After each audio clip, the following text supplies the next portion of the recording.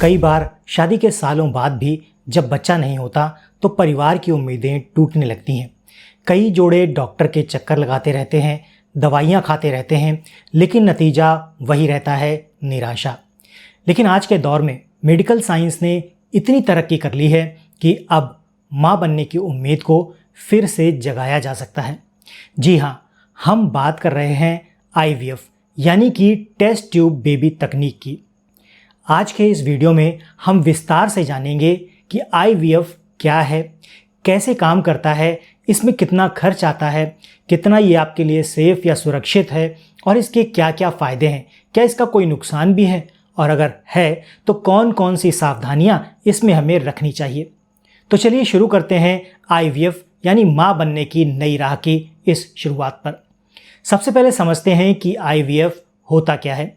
IVF का पूरा नाम है इन विट्रो फर्टिलाइजेशन, जिसका मतलब होता है शरीर के बाहर निषेचन यानी कि शरीर के बाहर फर्टिलाइजेशन कराना। आसान भाषा में कहें तो सामान्यतः बच्चे के पैदा होने की प्रक्रिया महिला के शरीर में होती है, जहां अंडा यानी एग और शुक्राणु यानी कि स्पर्म मिलकर एम्ब्रियो यानी कि भ्रूण बनाते हैं। लेकिन अगर ये दोनों किसी कारण से शरीर के अंदर मिल नहीं पाते तो डॉक्टर लैब में ही ये प्रक्रिया करवाते हैं, यानी महिला के एग को निकाला जाता है, पुरुष के शुक्राणु यानी स्पर्म को निकाला जाता है और जब प्रयोगशाला में भ्रूण तैयार हो जाता है तो उसे वापस महिला के गर्भ में डाल दिया जाता है। यहाँ से आगे सामान्य गर्भावस्था की तरह ही पूरी प्रक्रिया चलती रहती है। अब सवाल आता है कि आखिर IVF की ज़रूरत कब पड़ती है। हर किसी को इसकी ज़रूरत नहीं पड़ती। IVF ज़्यादातर उन जोड़ों के लिए होता है जिनके शादी के कई साल बाद भी बच्चा या संतान नहीं हो पा रही है। जिन महिलाओं की फैलोपियन ट्यूब ब्लॉक हो जाती है या फिर जिन पुरुषों के शुक्राणु बहुत कम हैं या फिर उनमें मोटेलिटी यानी कि वो कमज़ोर हैं या फिर जब कोई अज्ञात कारण या किसी भी अननोन रीज़न से गर्भधारण नहीं हो पा रहा हो। कभी कभी उम्र ज़्यादा होने पर भी IVF की सलाह दी जाती है, क्योंकि ऐसे में एग क्वालिटी कम होने लगती है। कई बार PCOD, एंडोमेट्रियोसिस या हार्मोनल इम्बैलेंस जैसी समस्याओं में भी IVF सहारा बन जाता है। अब समझते हैं कि IVF की पूरी प्रक्रिया आखिर होती कैसे है। ये पूरी प्रक्रिया एक दिन में नहीं होती। इसे पूरा होने में लगभग 3 से 6 हफ्ते लग सकते हैं। इसमें पहला स्टेप होता है महिला को ऐसी दवाइयाँ दी जाती हैं जिससे एक साथ कई एग बन सकें। दूसरे स्टेप में जब एग मैच्योर हो जाते हैं तो उन्हें हल्के एनेस्थीसिया में निकाल लिया जाता है। तीसरा स्टेप होता है पुरुष से स्पर्म सैंपल ले लिया जाता है। चौथे स्टेप में लैब में एग्स और स्पर्म को मिलाया जाता है ताकि फर्टिलाइजेशन हो सके। यहाँ एम्ब्रियो तैयार होता है। अब पांचवा स्टेप आता है।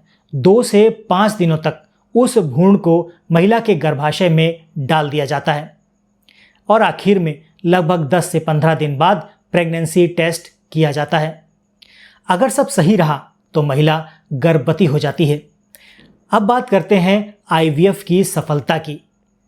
हर IVF साइकिल में प्रेगनेंसी की संभावना 40% से लगभग 60% तक होती है। हालांकि ये उम्र, शारीरिक सेहत और स्पर्म या एग की क्वालिटी पर भी निर्भर करता है।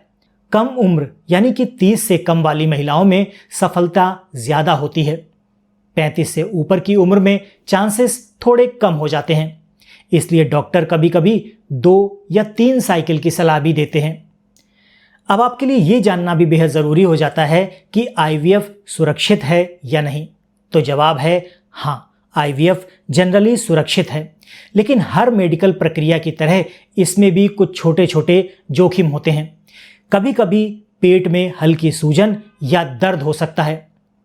दवाइयों से थकान या मूड स्विंग की समस्या हो सकती है या फिर मल्टी प्रेगनेंसी भी हो सकती है, जिनमें जुड़वा या 3 बच्चे जैसी स्थिति भी हो सकती है। लेकिन आज की आधुनिक तकनीक और डॉक्टरों की निगरानी में ये सब काफ़ी हद तक नियंत्रित किया जा सकता है। ज़्यादातर महिलाएं IVF के बाद पूरी तरह स्वस्थ और सामान्य रहती हैं। अब सबसे बड़ा सवाल आता है IVF का खर्च कितना आता है।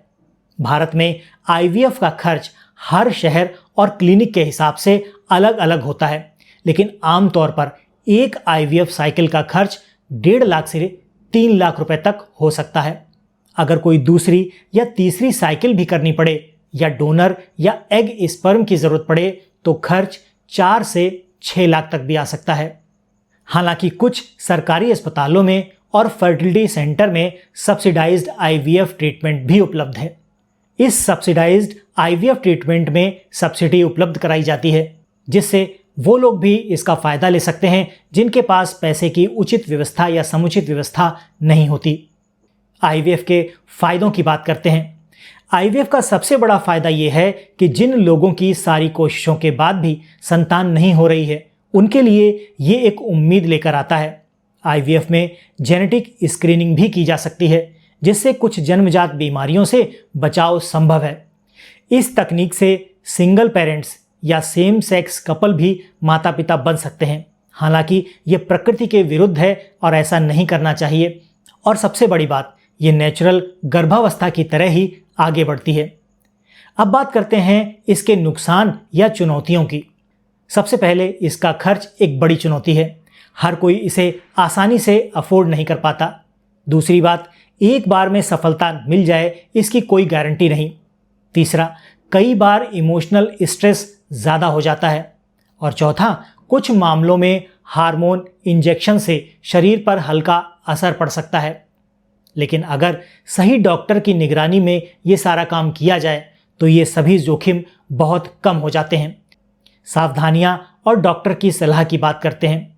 अगर आप IVF करवाने की सोच रहे हैं तो कुछ बातें हमेशा ध्यान रखें। हमेशा सर्टिफाइड फर्टिलिटी क्लिनिक और अनुभवी डॉक्टरों का ही चुनाव करें। किसी भी दवाई या इंजेक्शन को अपने आप से बिल्कुल ना लें। IVF से पहले और बाद में स्ट्रेस कम रखें, पर्याप्त नींद लें। स्मोकिंग, शराब, जंक फूड से आपको दूर रहना चाहिए और सबसे ज़रूरी धैर्य रखें, क्योंकि IVF में उम्मीद और समय दोनों की ज़रूरत होती है। IVF ने लाखों जोड़ों को माता पिता बनने का सुख दिया है। ये विज्ञान का एक ऐसा वरदान है जिसने कई अधूरे सपनों को पूरा किया है। अगर आप या आपका कोई अपना इस सफ़र से गुजर रहा है तो उसे हिम्मत दें, उसे उम्मीद बंधाएं, क्योंकि माँ बनने की राह भले ही कठिन हो पर अब असंभव नहीं है। अगर आपको ये वीडियो जानकारी पूर्ण लगी हो तो इस वीडियो को लाइक कर दीजिएगा, दोस्तों के साथ शेयर करना मत भूलिएगा और चैनल पर नए हैं तो इस चैनल को सब्सक्राइब कर लीजिएगा। हम मिलते हैं आपसे अपने अगले वीडियो में ऐसे ही किसी नई और रोचक जानकारी के साथ। तब तक के लिए अपना और अपनों का ख्याल रखें, खुश रहें, स्वस्थ रहें।